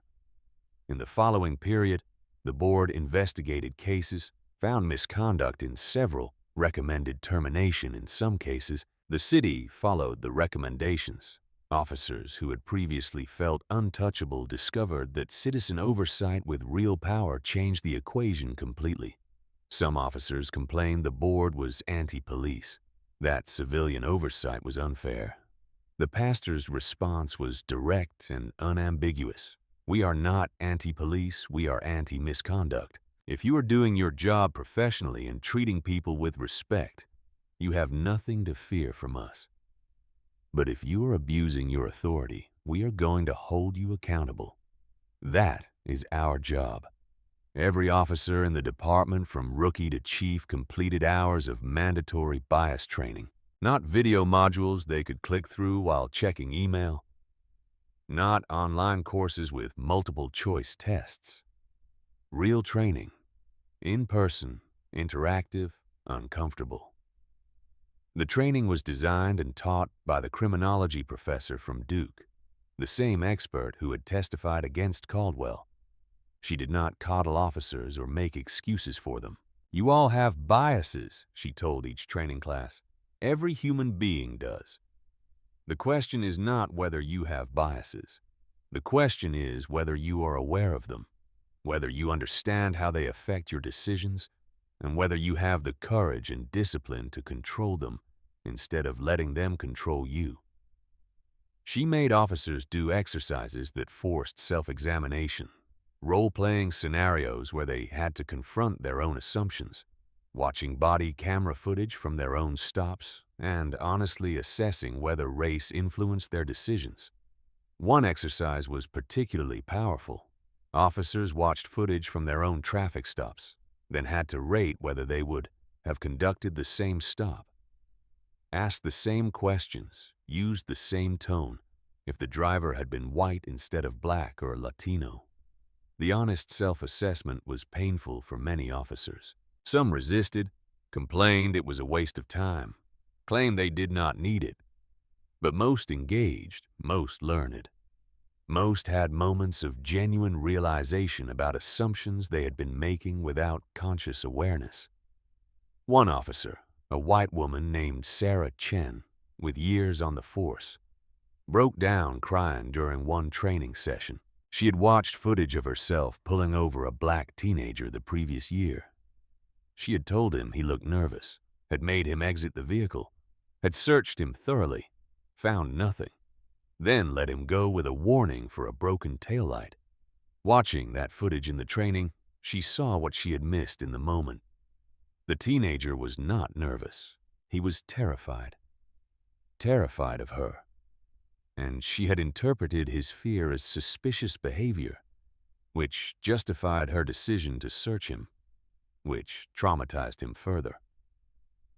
"I terrorized that kid," she said through tears. "I thought I was doing good police work. I thought I was being observant, catching someone who might be up to something. But I was just profiling him, seeing a young black man in a hoodie and assuming he was dangerous. And I did not even realize what I was doing until I watched that video just now." The professor asked her, "What are you going to do differently going forward?" Sarah Chen took a moment to compose herself. "I am going to see people, not as stereotypes. I'm going to question my own assumptions before I act on them. I'm going to remember that my fear does not justify making someone else afraid of me." That kind of transformation multiplied across an entire department, created cultural change. The department completely overhauled its hiring practices. Every applicant now went through psychological screening specifically designed to detect racial bias and authoritarian personality traits. Trained psychologists conducted in-depth interviews looking for red flags. Background investigators reviewed social media history going back years. Posts about race, comments on police brutality, protests, affiliations with extremist groups. Anything indicating bias or extremist views became disqualifying. Scenario-based testing forced applicants to demonstrate how they would handle situations involving people of different races, homeless individuals, mentally ill people, anyone vulnerable. Responses were evaluated not for textbook answers, but for genuine empathy and sound judgment. Interview panels included community members alongside police supervisors. Diverse voices had input into who became a Fayetteville officer. The standards were high. Many applicants were rejected, but the quality of new hires improved dramatically.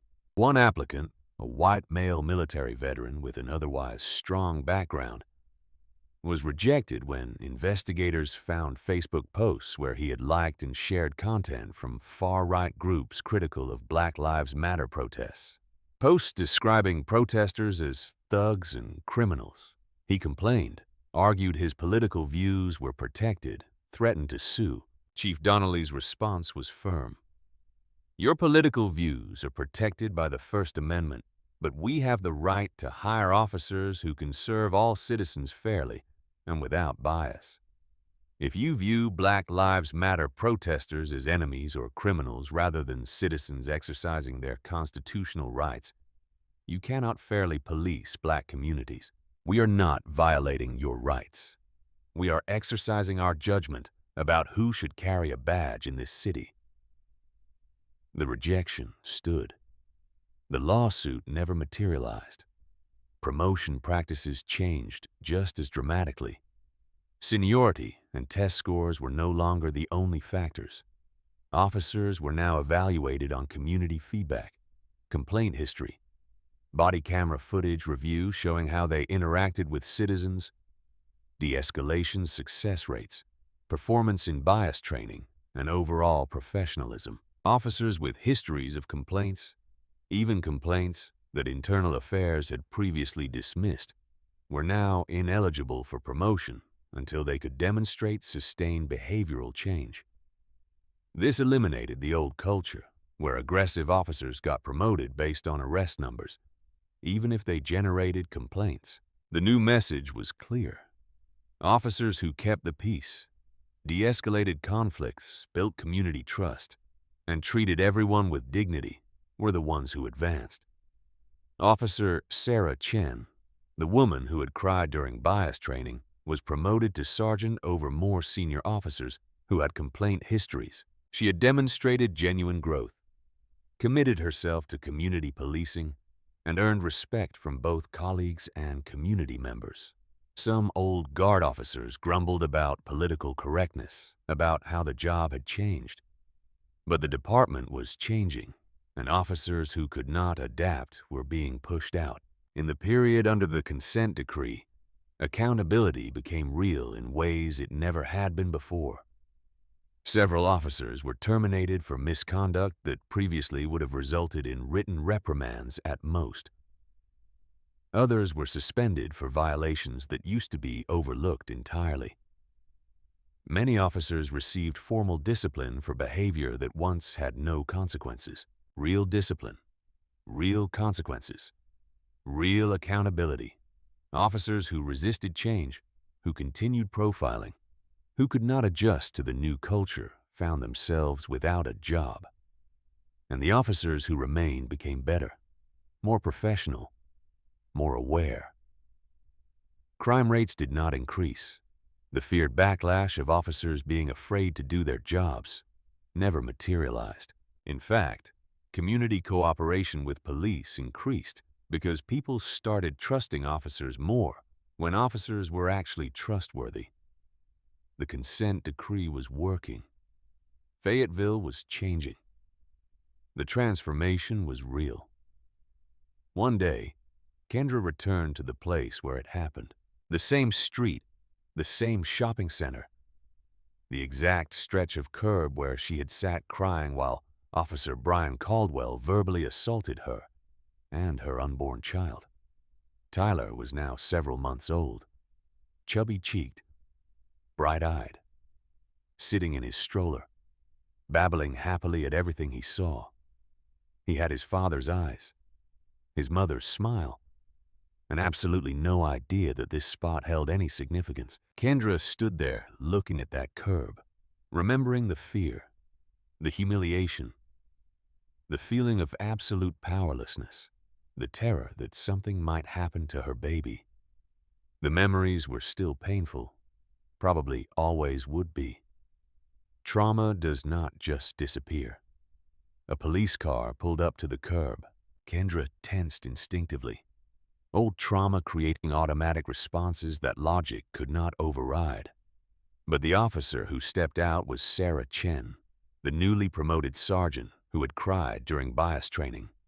Chen approached slowly, carefully with obvious awareness that her presence might be triggering. "Dr. Ellis, I thought that was you. I hope I am not intruding." Kendra relaxed slightly, recognizing her. "No, it is okay." Chen looked at Tyler in the stroller, smiled warmly. "He is beautiful. What is his name?" "Tyler. He is several months old. He is very lucky to have you as his mother." Kendra nodded, not quite sure what to say. Chen took a breath. "Dr. Ellis, I want to apologize on behalf of the department for what Officer Caldwell did to you. For all the times before that when officers like him were allowed to operate without consequences. For the culture that protected him for so long. For every moment you have had to relive that trauma." The apology sounded genuine, not rehearsed, not political. Real. "Thank you," Kendra said. "That actually means something." Chen hesitated, then continued. "I went through the training. It was honestly one of the hardest things I have ever done. Having to watch footage of myself and realize I had been doing exactly what Caldwell did, just on a smaller scale, making assumptions, seeing threats that were not there, treating people differently based on race without even consciously realizing it. That kind of self-awareness is important," Kendra said. "The department is changing," Chen said. "Not perfectly, not as fast as it should.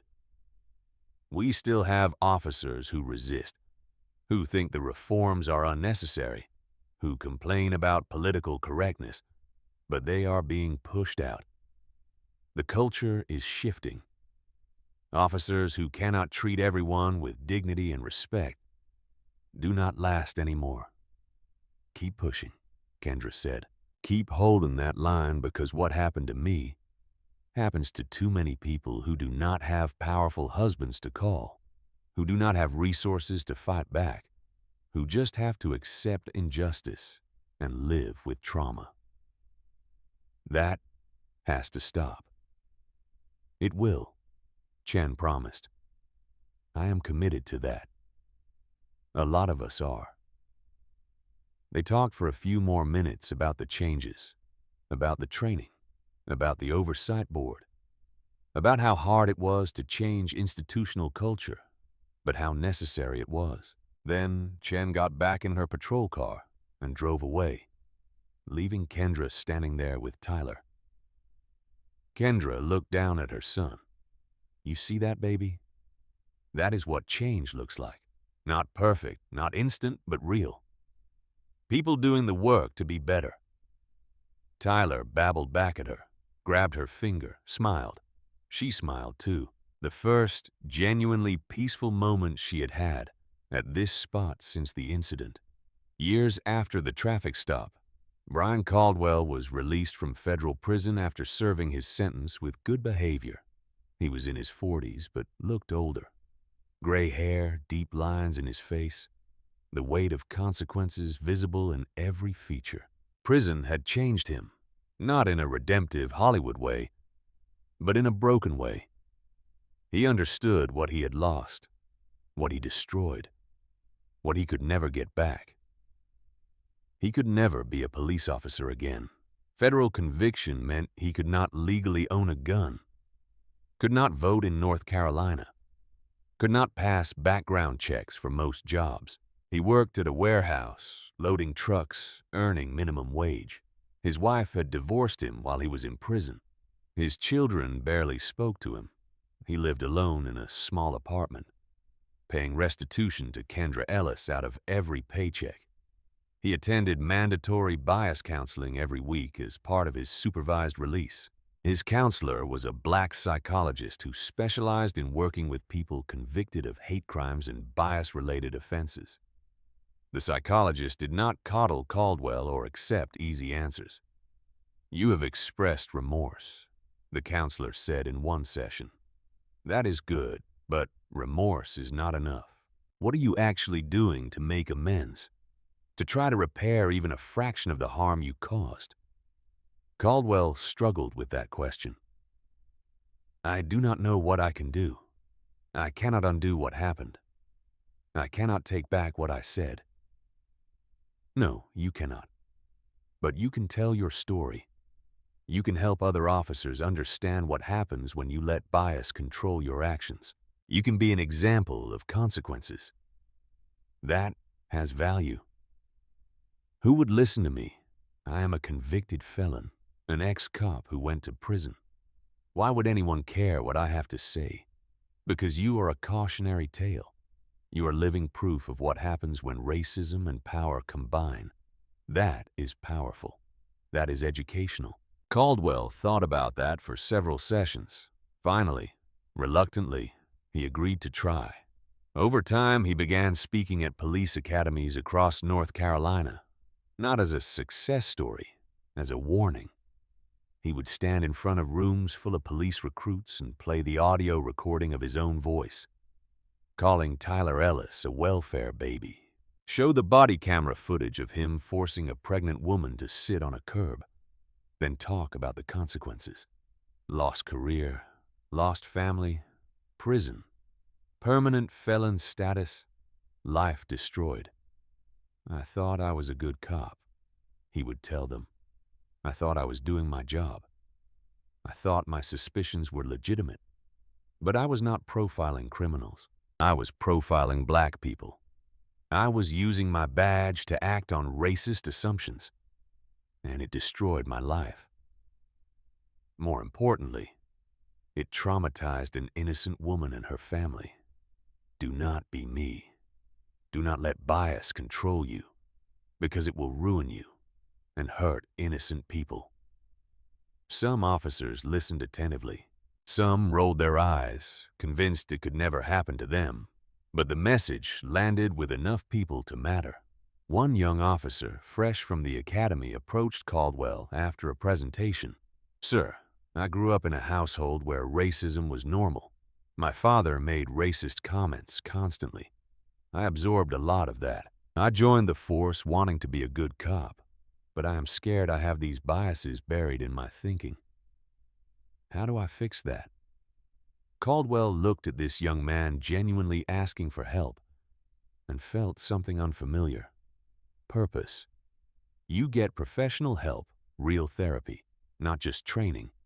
You examine your assumptions before you act on them. Every single stop, every interaction, you ask yourself, would I do this if the person was white? If the answer is no, you do not do it, and you stay humble. Keep questioning yourself. Keep learning. It is hard work, but it is necessary work. The young officer nodded seriously. "Thank you, sir." It was not redemption. Caldwell had not earned that, but it was something. A small contribution to preventing future harm. Years after the incident, the federal consent decree was lifted from the Fayetteville Police Department. The Independent Monitor filed his final report with the Department of Justice. Fayetteville PD has undergone a significant transformation. Traffic stop racial disparities have been reduced to within acceptable statistical margins. Complaints alleging racial bias have decreased substantially. Use of force incidents are down, and excessive force complaints are down.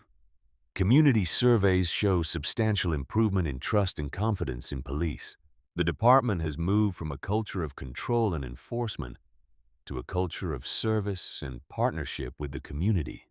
The consent decree has achieved its intended goals. The decree was officially lifted, but the reforms did not end. The City Council voted to make all consent decree provisions permanent, codified into city ordinances that could not be easily changed. Body cameras would remain mandatory forever. The Oversight Board would continue with full authority. Data collection and public reporting would continue. Bias training would remain an annual requirement. The early intervention system would keep tracking officer behavior because the community had seen what happened when police operated without accountability. They had experienced the cost of tolerating racism in policing, and they decided collectively that they would never go back. Kendra and Anthony Ellis still lived in Fayetteville, still in their house on Oak Ridge Drive. Tyler was now several years old, starting school. A bright kid who loved dinosaurs and building blocks and asking endless questions about everything. He had no memory of the day he had been called a welfare baby before he was born. No memory of his mother crying on a curb. No direct knowledge of the trauma that had shaped his first months of life. But he knew the story. His parents told him in age-appropriate ways what had happened and why it mattered. A police officer was mean to Mommy because of the color of our skin. Kendra explained when he was old enough to understand. He said things that were wrong and hurtful, but Daddy and Mommy did not stay quiet. We fought back. We made sure he faced consequences, and we helped change the rules so it would not happen to other families. "Did it work?" Tyler asked. "It is working," Kendra said carefully. "It is not perfect. There is still more to do, but it is better than it was. And that matters." Anthony was now stationed at the Pentagon, promoted to a high position in the Army. He commuted to Washington during the week, came home to Fayetteville on weekends. They stayed in Fayetteville deliberately. This was where they had fought for justice. This was where they had won. This was home. Kendra occasionally spoke at events now. Civil rights conferences, police reform symposiums, medical conferences about health equity, and the stress impacts of discrimination. She told her story not for sympathy, but for change. "What happened to me was wrong," she would say, "but I was fortunate. I had resources. I had my husband's rank and connections. I had access to lawyers and federal authorities. Most people who experience racist policing do not have those advantages. That is why systemic reform matters, not just for people with power, but for everyone. For the single mother working 2 jobs who gets pulled over, for the teenager walking home from school, for the elderly man trying to check his mail. They deserve protection too. They deserve justice too. When people asked if she had forgiven Brian Caldwell, she gave an honest answer. Forgiveness is complicated.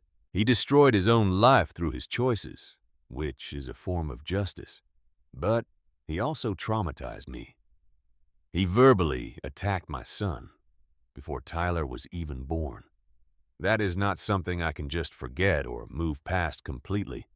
Maybe someday I will fully forgive him, but I do not owe him that. What I owe is my continued work to prevent what happened to me from happening to others. That is what drives me now. This is what accountability looks like in America. Not revenge, though some would call it that. Not destruction for the sake of destruction, but consequences. Real, lasting consequences for abusing power and change. Systemic, measurable change in how authority operates. Brian Caldwell went to prison, lost his career, lost his family, lost his future. Some people say that is too harsh, that he made a mistake, that one bad interaction should not destroy an entire life. But it was not one bad interaction.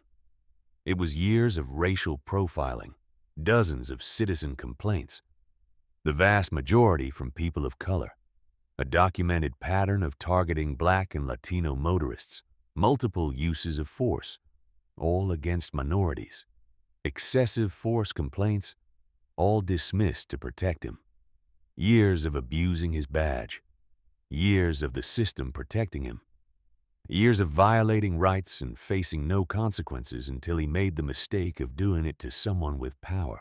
Someone married to a 4-star general who refused to let it go.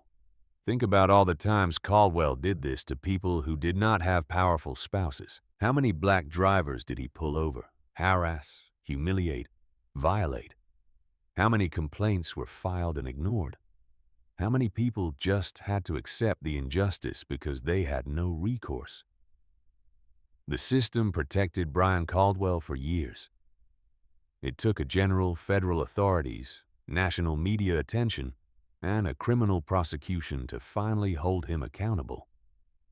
That is the real scandal. Not that Caldwell was punished, but that it took this much power to achieve what should have happened years earlier after the first legitimate complaint. But here is the hope in this story. Fayetteville changed. Not perfectly, not completely, but substantially, measurably, documentably. Body cameras protecting citizens from misconduct and protecting good officers from false accusations. Data collection revealing patterns that cannot be denied or dismissed. Community oversight, ensuring transparency and accountability. Training that forces officers to confront their own biases. Hiring practices that screen out people who view policing as an opportunity for control rather than service. These reforms will outlast Brian Caldwell's prison sentence. They will protect thousands of people who will never know their names. They will prevent traffic stops that would have happened under the old system. They will catch problematic officers before they become Brian Caldwell. Systemic change saves people you never meet, prevents harm you never witness. That is its quiet power. Today, Dr. Kendra Ellis is still practicing medicine at the local medical center, still delivering babies, still saving lives, still advocating for police reform and racial justice. Tyler is in school, loves soccer and science, wants to be an astronaut when he grows up. He does not remember being called a welfare baby, does not remember his mother sitting on a curb crying while a police officer predicted he would end up in jail. But he knows the story. His parents have told him in ways he can understand. And he knows what it taught him. That injustice can be fought. That power can be held accountable. That change is possible when people refuse to accept wrong as inevitable. That he is not what racists say he is. He is not a welfare baby. He is not a drain on society. Yeah, he is not destined for jail. He is a child born to parents who fought for justice and one who refused to be silenced, who changed a broken system. He is loved. He is valued. He is limitless. That is what Kendra and Anthony fought for. Not just consequences for Brian Caldwell, not just money from a lawsuit, but a better world for their son. A world where police cannot abuse power without accountability, where black families can exist without being treated as threats, where pregnant women do not get harassed for the color of their skin. They did not create a perfect world. Racism still exists. Profiling still happens. Police still abuse power in too many places. But in Fayetteville, North Carolina, because one pregnant doctor refused to stay silent, and one general refused to let it go, and one community demanded change, things are measurably better. Traffic stops are fairer. Complaints are investigated properly. Officers are held accountable. The culture has shifted. That is not perfect justice, but it is real progress. And sometimes in a country that has struggled with racism for centuries, real progress is all we can ask for. This is the story of Dr. Kendra Ellis and General Anthony Ellis and Tyler Ellis. This is the story of what happens when racism meets accountability. This is the story of how one family's fight for justice became a community's transformation. This is their story. And it is not over. The work continues. The fight goes on. Because justice is not a destination you reach. It is a direction you travel, a commitment you maintain, a standard you uphold every single day. That is what the Ellis family understands. That is what Fayetteville is learning. That is what we all need to remember. Justice delayed is justice denied. But justice pursued, justice demanded, justice fought for with determination and courage, and the refusal to accept wrong can be justice achieved. Not perfectly, but really meaningfully, lastingly. That is the hope in this story. That is the lesson worth remembering. That is the change worth fighting for. In the quiet aftermath of that harrowing afternoon on Bragg Boulevard, one truth rises above the pain, the fear, and the eventual justice. No one should ever have to prove their worth or their humanity simply because of the color of their skin. Dr. Kendra Ellis, a brilliant, compassionate OB-GYN, carrying the child she already loved with every beat of her heart, was reduced in an instant to a stereotype in the eyes of a man sworn to protect her. Yet, what that officer failed to see, what so many still fail to see, was the quiet strength of a mother shielding her unborn son, the dignity of a professional who saves lives every day, and the unbreakable love of a family that refused to be broken. This story reminds us that true power is not found in a badge or a uniform, but in the courage to stand up when injustice tries to knock you down. It teaches us that silence in the face of racism only lets the poison spread, while speaking up, even when your voice shakes, can ripple outward and change entire systems, entire communities, and even the future for children yet to be born. We owe it to every mother, every father, and every innocent child to demand better, to build a world where no pregnant woman has to sit crying on a curb while her baby is insulted before it draws its first breath. Let this be the lesson that stays with you. Your voice matters. Your dignity is non-negotiable, and real accountability is possible when good people refuse to look away. If this story moved you, touched your heart, or made you reflect on the kind of world we're leaving for the next generation, please take a moment right now to drop a comment below. Tell me, what would you have done if this happened to your pregnant wife, your sister, or your daughter? Share your thoughts honestly. Your words might inspire someone else who needs to hear them. And if you believe in stories that shine a light on truth, justice, and the power of standing together, hit that subscribe button and turn on notifications so you never miss the next one. Together, we can keep these important conversations alive. Thank you for watching, and remember, change starts with all of us.